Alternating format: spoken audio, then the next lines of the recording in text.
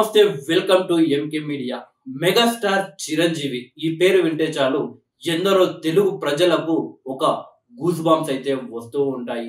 సినీ పరిశ్రమలో మెగాస్టార్ చిరంజీవి తనకంటూ ఒక ప్రత్యేకమైన గుర్తింపు తెచ్చుకొని కోట్లాది మంది అభిమానుల హృదయాల్లో మెగాస్టార్ గా నిలిచిపోయాడు చిరంజీవి గారు. ఆ తర్వాత మొదటి నుండి చిరంజీవి గారికి తను సినిమాలో సక్సెస్ అవుతున్న కొద్దీ ప్రజలకు ఏదో ఒకటి చేయడం ఆయనకు అలవాటు. సో సమాజాన్ని మనకు ఎంతో ఇచ్చింది, తిరిగి సమాజానికి కూడా ఎంతో కొంత ఇవ్వాలి అని భావించే వ్యక్తి చిరంజీవి గారు. బహుశా ఆయన వల్లే కావచ్చు, ఆయన కుటుంబం నుండి ఏ హీరో వచ్చినా కానీ సినిమాలతో పాటు సోషల్ సర్వీస్ లో కూడా ఎక్కువగా ఉంటూ ఉంటారు.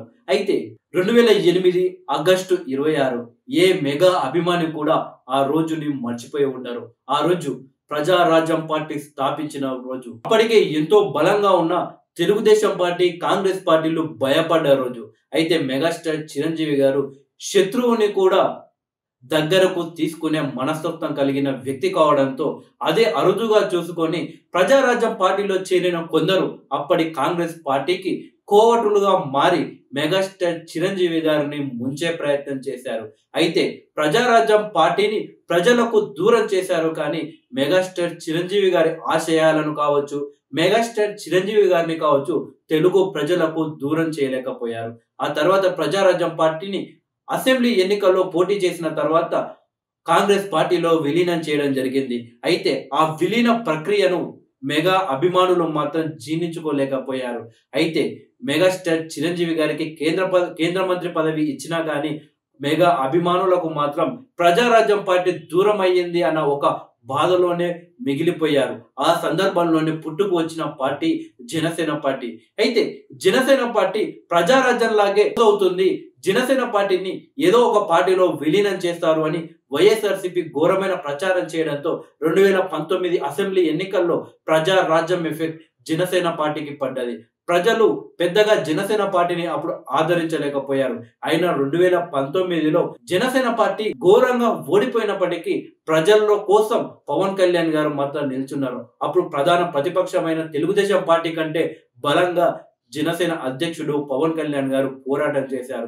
ఇక ప్రజల్లో ఒక నమ్మకం అయితే నెలకొంది. పవన్ కళ్యాణ్ పార్టీని విడిచిపెట్టిపోడు, ప్రజలను విడిచిపెట్టిపోదు, ఒక్క సీటు గెలవకుండానే ఇంతలా ప్రజల కోసం కొట్లాడుతున్నాడంటే కొన్ని సీట్లు ఆయనకి ఇస్తే ఏ రకంగా పోరాడుతాడో అనే ఒక ప్రశ్న ప్రజల్లో నెలకొంది. అందుకే మొన్న జరిగిన ఏపీ అసెంబ్లీ ఎన్నికల్లో జనసేన పార్టీ పోటీ చేసిన ప్రతి ఒక్క సీటును కూడా జనసేన కైవసం చేసుకుంది. 100 స్ట్రైక్ రేట్ తో దేశంలోనే ఎక్కడ ఏ రాష్ట్రంలో కూడా గెలవని విధంగా పవన్ కళ్యాణ్ గారి పార్టీ గెలిచి ఒక ప్రభంజనాన్ని సృష్టించి ఒక చరిత్రనైతే సృష్టించింది అని చెప్పవచ్చు. అయితే ఈ పరిస్థితుల్లో జనసేన పార్టీలోకి చిరంజీవి గారి ఎంట్రీ ఉండబోతుంది అని సోషల్ మీడియాలో ఒక చర్చ అయితే మొదలైంది. నిజానికి ప్రజారాజ్యం పార్టీ స్థాపించినప్పుడు చిరంజీవి గారు ఎన్నో సిద్ధాంతాలతో, ఎంతో ఆశయాలతో ఆ ప్రజారాజ్యం పార్టీని స్థాపించడం జరిగింది. ఒకవేళ ఆనాడు ప్రజారాజ్యం పార్టీ కాంగ్రెస్ లో విలీనం కాకపోతే ఈ పార్టీకి చిరంజీవి గారు 100కి 100% ఆంధ్రప్రదేశ్ రాష్ట్రానికి ముఖ్యమంత్రి అయ్యేవారు. అప్పటికే ఇప్పుడు తెలంగాణలో ప్రవేశపెట్టిన రైతు బంధు ఏదైతే స్కీమ్ ఉందో ఆ స్కీమ్ మొదటగా ఆలోచించిన వ్యక్తి కూడా మెగాస్టార్ చిరంజీవి గారే.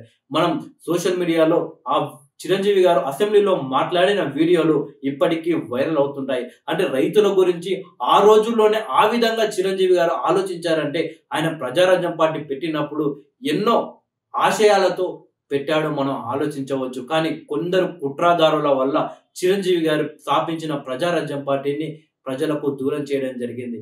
కానీ జనసేన పార్టీ ఆ యొక్క ప్రజారాజ్యం పార్టీ ప్లేస్ ని భర్తీ చేసిందని చెప్పవచ్చు. అయితే ప్రస్తుత పరిస్థితుల్లో ఏపీకి చంద్రబాబు నాయుడు గారు అలాగే పవన్ కళ్యాణ్ గారు ఎంతో అవసరమో ప్రస్తుత పరిస్థితుల్లో ఏపీ అన్ని రాష్ట్రాలతో పోటీ పడుతూ ముందుకు ఎదగాలి అంటే చిరంజీవి లాంటి గొప్ప గొప్ప వ్యక్తుల అవసరం కూడా ఆంధ్రప్రదేశ్ రాష్ట్రానికి ఉందని చెప్పవచ్చు.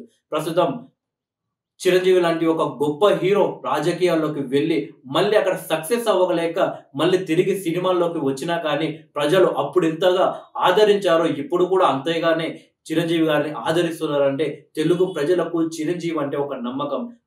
చిరంజీవి గారు ప్రజలకు ఏదైనా చేసే వ్యక్తి కానీ ప్రజలను వాడుకునే వ్యక్తి కాదు. ప్రజల గురించి ఆలోచించే వ్యక్తి, ప్రజలకు ఏదైనా సహాయం చేసే వ్యక్తి అని ఆ నమ్మకం ఇప్పటికీ చిరంజీవి గారిపై తెలుగు ప్రజలకు ఉంది. అందుకే చిరంజీవి గారు త్వరలోనే జనసేన పార్టీ లేదా బీజేపీ పార్టీలో చేరాలి. త్వరలోనే చిరంజీవి గారికి ప్రభుత్వంలో, ఇటు రాష్ట్ర ప్రభుత్వంలో లేదా కేంద్ర ప్రభుత్వంలో కీలక బాధ్యతలు ఇచ్చి ఆంధ్రప్రదేశ్ రాష్ట్ర అభివృద్ధికి చిరంజీవి గారిని కూడా సేవలను కూడా ఉపయోగించుకోవాలి అని ప్రజలు కోరుకుంటున్నారు. ఒకవేళ నిజంగానే చిరంజీవి గారు జనసేన పార్టీలో చేరి కీలక బాధ్యతలు తీసుకుంటే ఏ రకంగా ఉంటుందో మెగా అభిమానులు కామెంట్ రూపంలో తెలియజేయండి.